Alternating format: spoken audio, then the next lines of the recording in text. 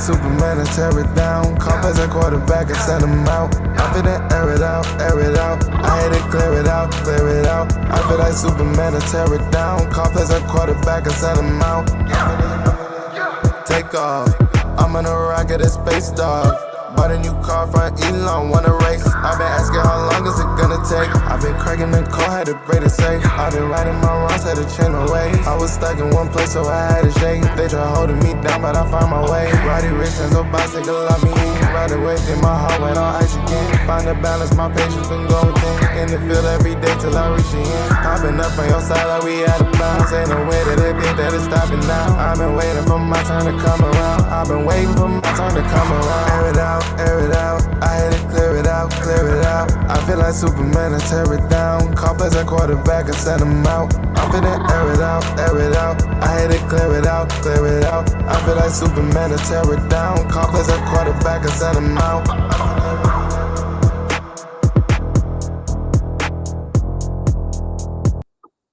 What is up, ladies and gentlemen, and welcome to the Air It Out podcast, brought to you by, you see it on the hat, that's inside the hashes. My name is Avery, and I'm your host today. As you can see, we're a little short-staffed today. It's just me and the one and only, but he is the one and only, so go on and say what's up to the people, Juan. Bringing the energy today, Mr. Collins. It's been a good week for the one and only, man. Zach Wilson with no injuries that will affect him long-term this season, hopefully. Completed my jersey collection. Finally got number 32 in the bag. And then some dude on TikTok was like, now you got to collect all the alternates and all the away jerseys. And I'm like, why? Why do you torture me, sir? I'd stay away from that, okay? I'm not doing that. I can't. That's a venture I cannot afford. Yeah, that right there is now.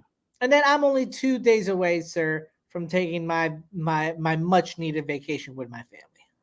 Yes, sir. Safe travels to you. I hope you guys enjoy. You guys are going out of this country into another country. So shout out to you guys.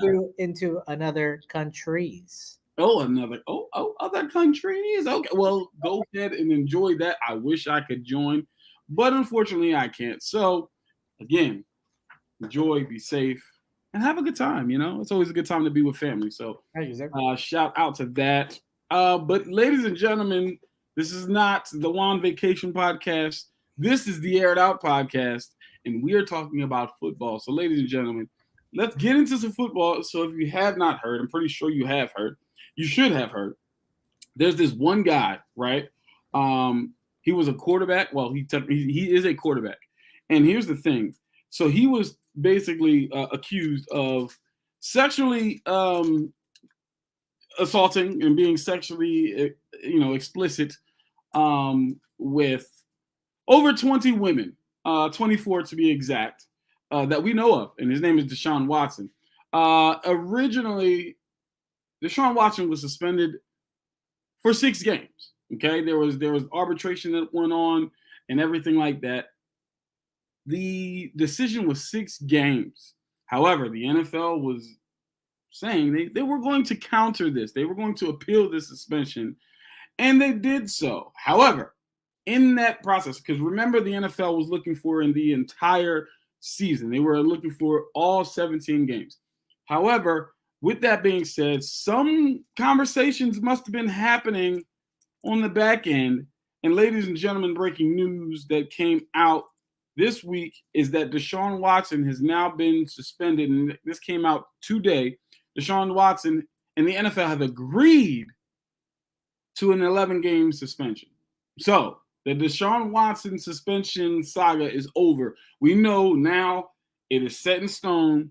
11 games for Mr. Deshaun Watson. Juan, what are your thoughts about this entire situation? So just to put in context, it's an agreement. The agreement's 11 games, yes. $5 million fine that Watson has to pay. And he has to undergo treatment for, I'm not really even sure what you can call it. I guess to bring back like a 2010 term, sex addiction. I guess is the closest I can get to describing what exactly the ailment that Deshaun Watson in the NFL say he's going through. And it's kind of funny, just like kind of looking at the schedule of the suspension. He comes back the week of his revenge game, week 13 against the Houston Texans. I don't know if it's in a home or away game. Either way, it's going to be like a really ruckus crowd. It's going to be a must-watch programming, and I have a pretty certain feeling that the NFL wanted it that way, because the NFL has never adjusted its morals for the sake of ratings, right? Right. My thoughts on this. Speaking personally, I thought that Deshaun Watson deserved the full season suspension. Briefly, if I could cut in, it is a home game for the Houston Texans. So yes, it is. So he's going back to Houston. Oh wow, that's gonna be. Oh, that just makes it so much more interesting. But the football part of it aside, speak just my own personal thoughts on it. I thought Deshaun Watson deserved the whole season. I thought that the fine should have been doubled, and I thought that this punishment does not fit the crime enough. I feel like the NFL wanted to look like it was coming down harder on Deshaun Watson than what the judge who had previously ruled for 6 games did before. But in reality, to take a term away from ESPN earlier today, the NFL now comes away looking like a paper tiger. It looks scary, but it's not really. And I just feel bad.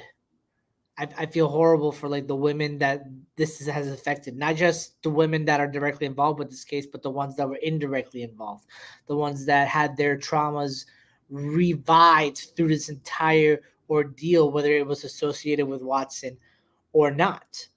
And no matter, it was always going to be, even if it was going to be a 1-year suspension, even if the maximum penalty was given to Deshaun Watson, this was never going to be a win for anybody in this situation.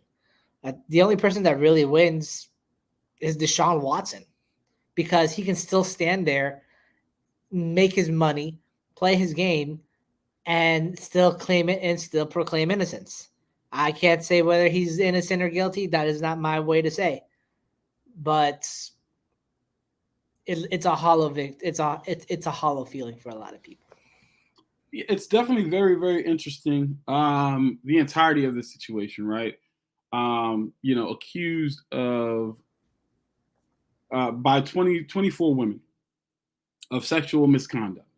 Now, they don't expressly state what that sexual misconduct is. There's speculation that he was receiving happy endings during massage sessions. We do know that there were NDAs, for those who don't know what that is, a non-disclosure agreement, meaning you cannot tell anyone or speak about this to anyone, that were signed, that were agreed upon.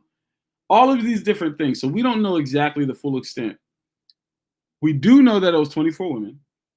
We do know that he was acquitted of every single charge. He was acquitted from every single criminal offense and every civil offense. We know that.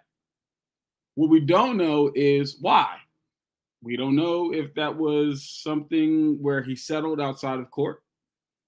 We don't know if this was a situation where, I'm going to assume, my assumption is that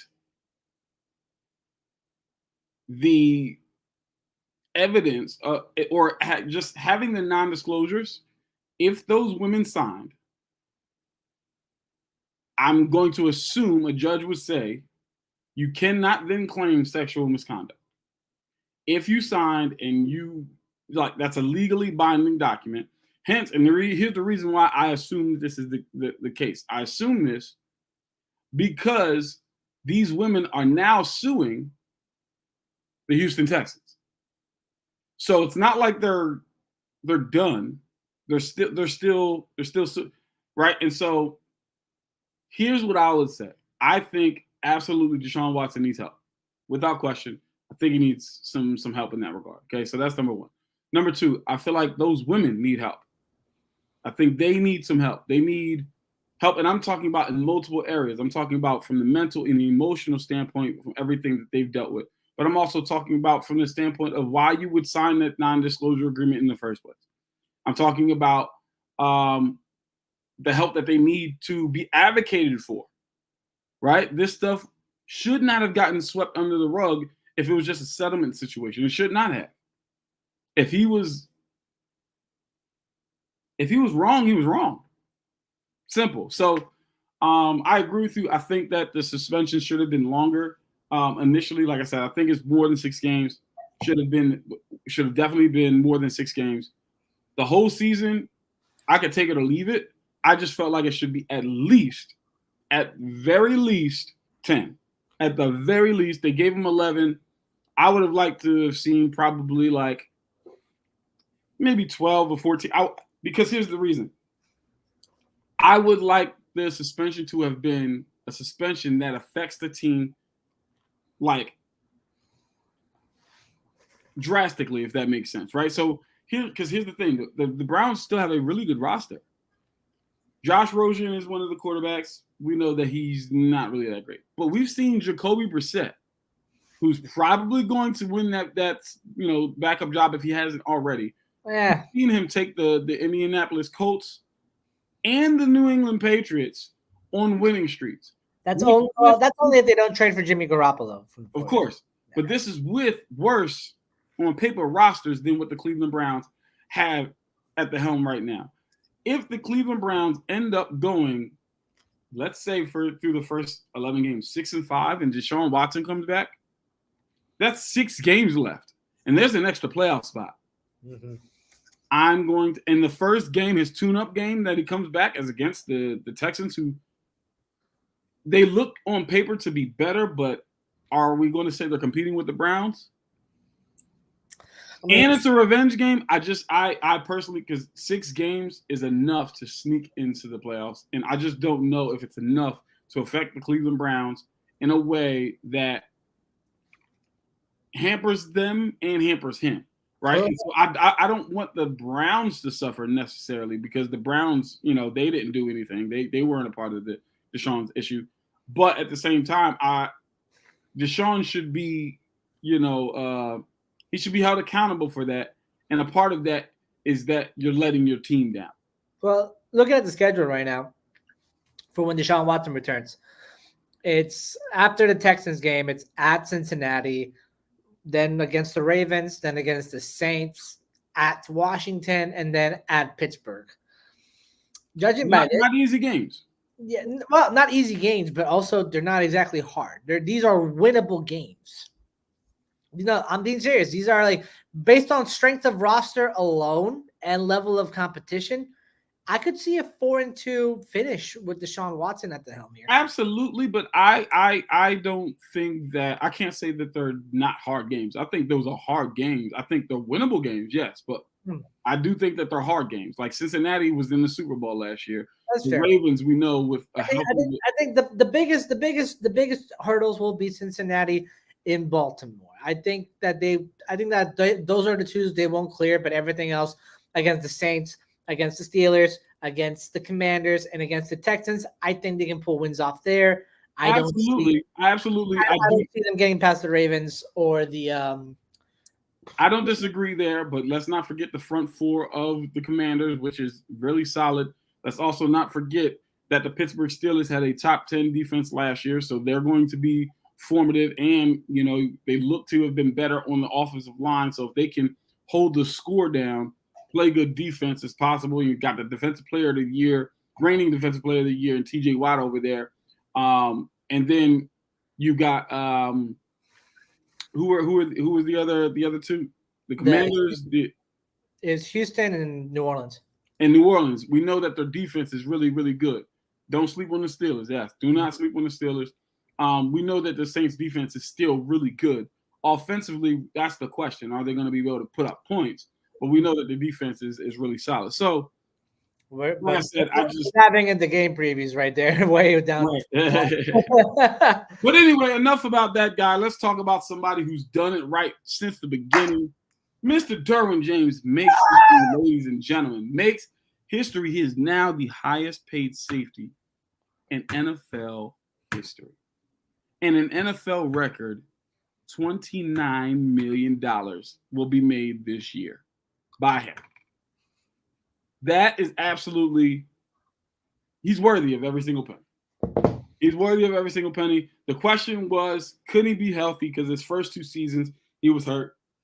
He's shown that he is not only able to stay healthy, but that he is capable of being a game changer on the football field, as we all thought he would be coming out of Florida State. Juan, what are your thoughts about his contract? Now, sir, hold on. You are the DB expert in this group. You have played the position. So before I give my take, I want to give the floor fully to you first. Well, okay. Well, I think Darren James is the second best holistic safety in the NFL. Like, I think there's only one safety that I would say pound for pound holistically is better than him, and that's Tyrann Mathieu. I think he's the best safety in the NFL. I think he's been that probably for the last 5 to 7 years.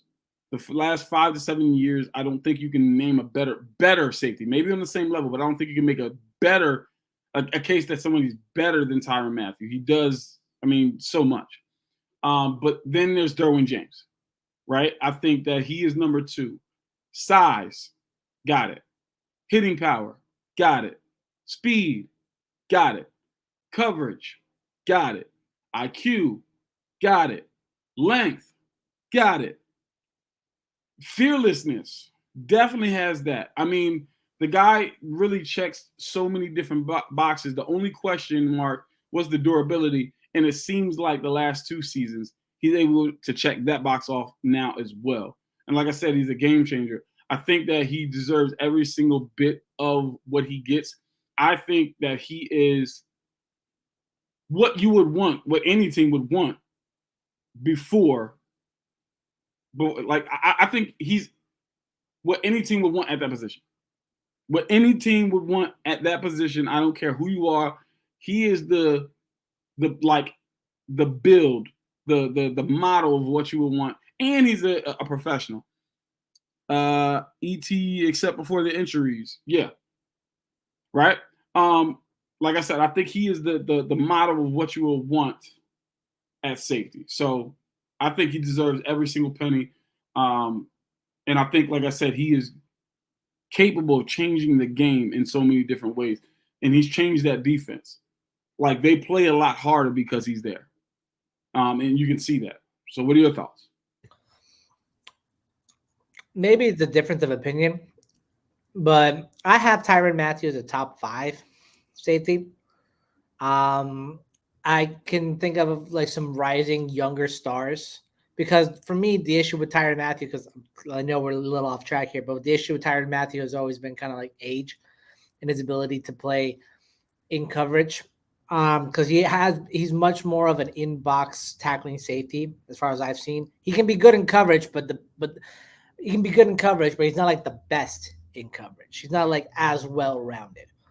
Some players I've kind of seen coming on the rise, guys like Kevin Byard with the Tennessee Titans, Justin Simmons with the Denver Broncos. There's a case. Antoine Winfield with the Tampa Bay Buccaneers. Top 5, not top 3. Again, like, it's all debatable because sure. Let's face it, DB is a hard the position to evaluate, because it is one of the more versatile positions that you can have, which is what makes Derwin James such a freaking commodity, my guy. He is probably one of the most versatile defensive players in the game outside of Aaron Donald. That's saying a lot. All right. Like, just looking at kind of the breakdown of his snaps, 300 at deep safety and in box, 200 in the slot as an overall working safety. He has the length to cover tight ends, the speed to cover slot receivers, and the football intelligence to cover deep downfield and cover 2 situations against vertical receivers. Absolutely a stud. I think I saw this one quote. It went, Derwin James is to a defense what Deebo Samuel is to an offense. I love that. And it is, I think, I love that. It's so well. And the contract numbers are astounding. It's a 4-year, $76 million extension, $42 million of it guaranteed. He's averaging $19 million per year. He broke the safety market. He's this close to getting it. He got it this close for safeties to average $20 million a year. And we're on the cusp. We might be on the cusp of that. Who's it going to be? Yeah, we'll find out next year. But right now, Derwin James, I'd argue, is probably maybe like a top 5, top 7 defensive player in this league. Absolutely. I think the only person that you can make a case for to get even close to that number is Justin Simmons. I think that's the only person that you can make a case for. That's the thing. Simmons Tyron is older. Byard isn't, in my opinion, isn't on that level. He's in the top 10, not top 5. Jesse Bates, I can really good, but I don't see Derwin James type numbers. And if they let him play just safety, maybe he could pan out, but we would have to see it over a season or two. Isaiah Simmons, but he's so versatile and they move around. He plays so much linebacker that we will never really see him. I think the issue with Simmons is scheme fit. They're not using him well enough in Arizona. I think he needs another defensive scheme in order to thrive, and he needs a more defined role because he has the body of a linebacker, but I couldn't read that. What did it say? He said, "I'll say this: fully healthy James is the top 5 defensive player in the NFL." That's it. It goes Aaron Donald, T.J. Watts, Jalen Ramsey, Derwin James. I'd still put Von Miller up there. I'd still put him as a top 5 defensive player in this league. Nope. Ooh. I'd take Von out and put Darius Leonard in there. I'm not mad at that. That's a good one. That's a good one. I'd throw Darius Leonard. But I will say, is Von top 10? Without question. All right. So not top 5, but top 10. Without question. I'll accept that. Because I will say, Darius Leonard kind of went down a little bit for me because he's dealing with the back injury. And the Colts have been very tongue-in-cheek about his return. He said they'll return at some point in the season. Donald, Garrett, Myles Garrett. I'm not mad at that. That's a nice. That's a solid, that's a solid 5. Ooh, I'll give a hot take, like a way too early hot take. I believe Aiden Hutchinson could be a top 5 defensive player within the next 2 years. I like it. I mean, I saw, what I saw on film. I was like, the guy, he's good. Mm-hmm. He's good. So I like that. He's Joey Bosa-esque. You can tell by just the moves and the body type, the moves, and just his ability to get skinny and around is just it's Joey Bosa-esque. It's I like that. I like that a lot. This is about Derwin. All praise to Derwin James. Honestly, well-deserved contract. And probably pushes the Chargers to being one of the best teams in the AFC. Yeah, and the Chargers, they look like they've handled the cap situation so well. Oh, God, yeah. Like, they've handled their cap situation so well. They are really, like, for the next 2 to 5 years, they've got some good stuff. Jerome likes that hot take. I was looking at the Chargers cap situation right now. Right now, Derwin, Khalil Mack, and J.C. Jackson, probably their top defensive players, have about $8 million cap hit per player. So that's about like $32 million total for between 3 players. Their large cap hits don't really take effect until 2024 and 2025. For Derwin, it's about $19 to $24 million in total cap hit. J.C. Jackson, $27 million down the line. I think for Khalil is about 16 to 17 down the line. So they got. And here's the best part: Herbert's still on a rookie contract. Exactly. It's like that's what I'm saying. Like, I think they handled it extremely well. You got Mike Williams paid, so he's under contract. Keenan Allen, well, I mean, some speculation may be that he might be laying the cleats up. I still love him. Yeah, I mean, some speculation he may be laying the cleats up sometime soon in the next 3 years, which again will alleviate some of that cap pressure. So you can go out and get another guy, or I mean, it's and then obviously, and looking back on it initially, you're like, wait, why did you not keep Melvin Gordon? But now you look at it and like, well, Austin Eckler is just as good, and so it's just like, it's a phenomenal. They've done a really, really good job. You know what's funny? We're kind of spinning. We're kind of spinning into our next topic accidentally. Well, let's go right into the last topic then. Who is the best? So we're going to start with the AFC. Ladies and gentlemen, we want to know, who do you think is going to be the best team in the AFC this year? Like the whole entire conference. Who do you have being the best team? Not the best record. The best team. Is it kind of like a situation where the Packers were the best team in the NFC, but they lost in the first round? It's kind of a situation. Yeah. That's well, they weren't the best, in my opinion, but yes. Well, that's an easy no-brainer for me, at least in the AFC. It's got to be the Buffalo Bills. Definitely has to be the Buffalo Bills. Josh Allen, it has proven to be a megastar quarterback in this league. He is top 3, if not top 4 quarterback in this league. The defense is still as monstrous as ever. Added key pieces, especially with Von Miller as a pass rusher in a much needed position, which is edge rushers in passing situations, and a great mentor for Ed Oliver down the middle. That secondary is still no joke with Jordan Poyer and with Micah Hyde, Jordan Poyer, and Tre'Davious White coming back. That is still no joke secondary. I'm loving their rookie running back, the brother of Dalvin Cook. I think it's James Cook. I think it is. Yeah, it's James Cook, who's been basically compared to his brother. So along with Devin Singletary in that backfield, it's going to be a great rotation. The wide receiver core, I think, is much better than it was last year. You have Gabriel Davis emerging as a number 2 option next to Stephon Diggs. Jamison Crowder, still a good slot receiver, possibly better than what Cole Beasley was for them in the last few years. And not to mention Emmanuel Sanders trying to look for a career resurgence, and he is a versatile receiver. So I think the Bills have it made this year. And this feels like it has to be the year. It just has to be. Because the year before could have been their year, and then they got into a firefight against the Chiefs that went into overtime. That was just not fair. And then the year before that, they got their butts handed to them by who handed them their butts? The Bills? Yeah, in 2019. No, 2020. Sorry. That was it the Ravens? No, I think that was the Titans. I think Derrick Henry. They got Derrick Henry, I think. 2019. No, 2020. This was like 2020 Bills and no, that was the Ravens. Yep, it was the Ravens. It was the Ravens. Oh yeah, no, was it?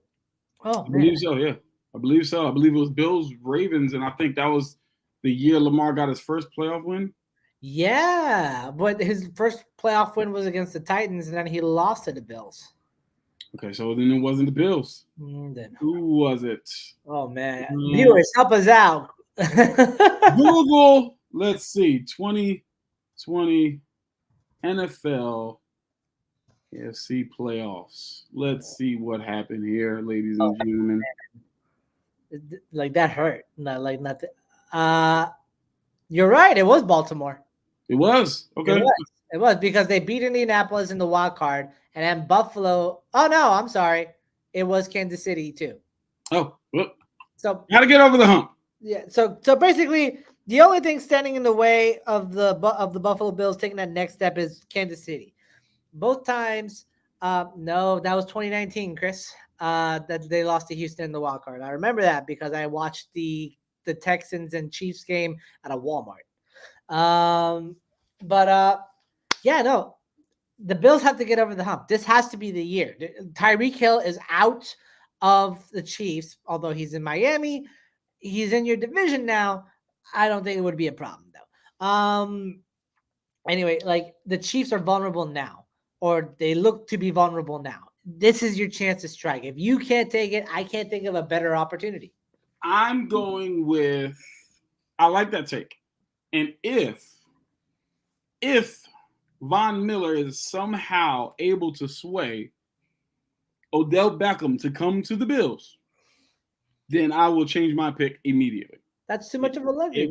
It will listen. I know, but I'm just saying, if he's able to do it, I will immediately change my pick to the Bills. because Stephon Diggs and Odell Beckham on the same field is absolutely unfair. Okay, it's not fair. With Josh Allen throwing, that's not fair. Okay, but right now I'm going to go with the team that we were just talking about, and that's the Chargers. And here's why: I believe more in their defense. I believe more in their defense than I believe in the Bills' defense, and I believe more in their running game more than I believe in the Bills' running game. Here's why, man. I think Austin Eckler, obviously, we've seen he can run the football, but he also can catch the ball out the backfield. It's a committee in Buffalo, and they still are like shaky. They're not a team that threatens you running the football. And so I'm concerned with that when it becomes late in the game. If we're shootout every game like it was with the Chiefs, then of course, you can go with, but I just feel like the Chargers right now, Justin Herbert is playing absolutely phenomenal. I think that, like I said, Mike Williams getting his contract, he's going to ball out. Keenan Allen, well, he does what he does. And then I think their offensive line is just absolutely phenomenal. Rashawn Slater is he's a top 5 tackle in the NFL already, and he's going into a second year. Like, that's how good the guy is.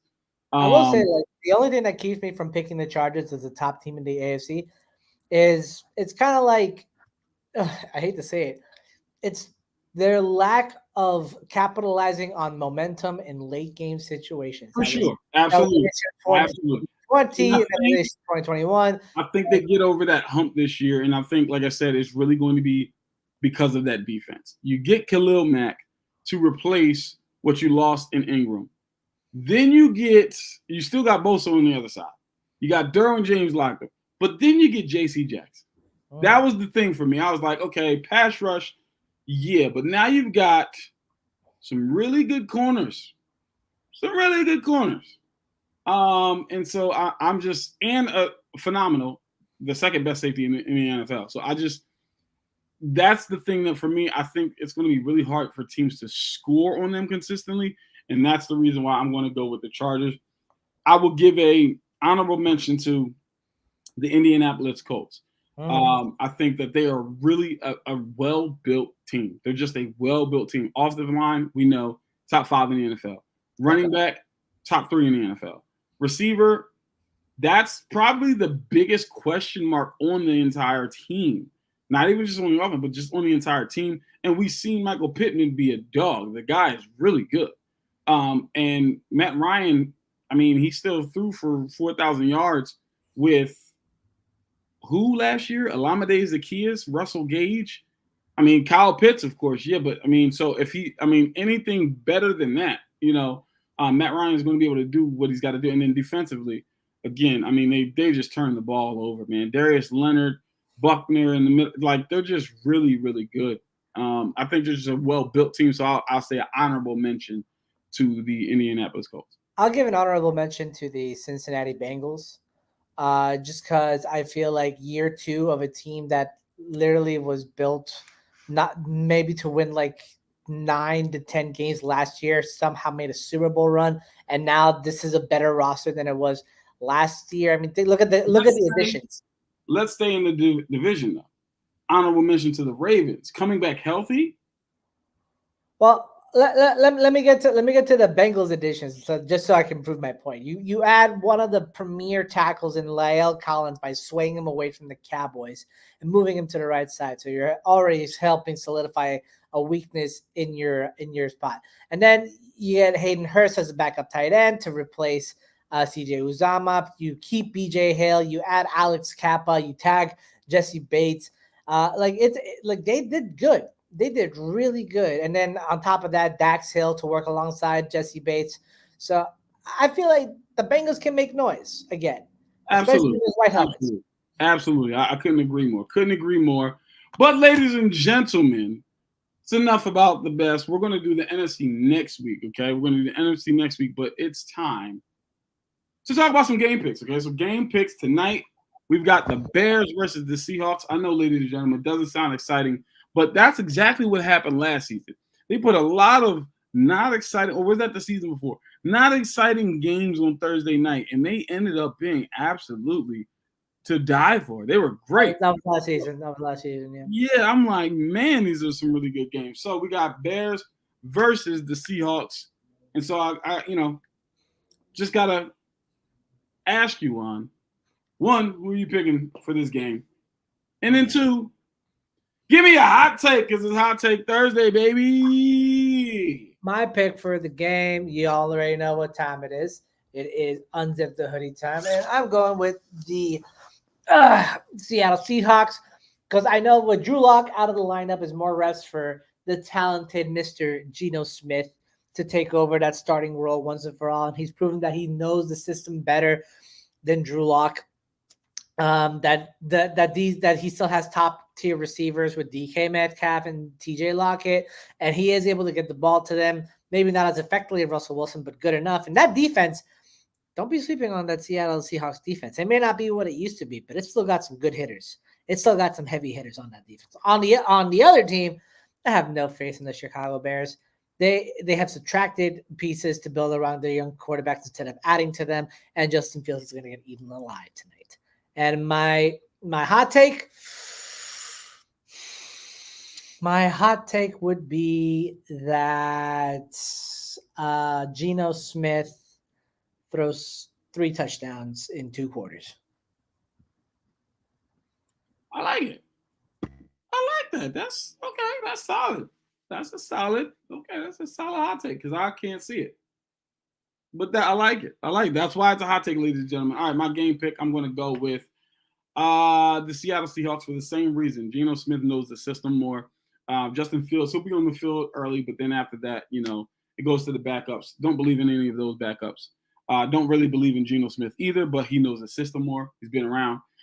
So I'll give them the nod there. My hot take is not about the game, but it's more so for the season. Lockett has more receiving yards, touchdowns, and catches than DK Metcalf for the entire season. DK Metcalf. They just signed Metcalf to an extension, too. DK Metcalf is actually going to be traded at the end of this season. He is going to get traded because they're going to be like, oh, snap, he's not the number one. And so that's my hot take, ladies and gentlemen. With that being said, this is the Aired Out Podcast. I want to jump out of your hair, man. Don't forget to follow us on all your social media. You can't just end it on that. Yes. God. Yes. No. Yes. Don't forget to follow us on all the social media platforms. Inside the Hashes on Facebook and Instagram. Inside Hashes on Twitter. And don't forget to check out the website. That's www.insidethehashes.com. Blogs, interviews, fantasy football, all of the good stuff for football. Go ahead and check it out. Thank you, Pop. Thank you for tuning in. Chris, thank you for tuning in as well in there. And after you're done checking out the website, please go on over to YouTube. Matter of fact, you can go right there. Look at that. Look at that there QR code. Go ahead and click on that thing right there. And then go to the YouTube, hit the like button, hit the subscribe button, and then turn on notifications. So you know when we are live, you can get your comments in here live. You can interact with us live, and we will get it done for you. Listen, this is the Air It Out Podcast, brought to you by Inside the Hashes. That guy right there is the one and only. My name is Avery Collins. We're over. We're out. Matt Ryan will the team. We just end the show one like that where you just drop a hot like it will actually like get that, and then this expect me is not my to react. opinion. That's all I'm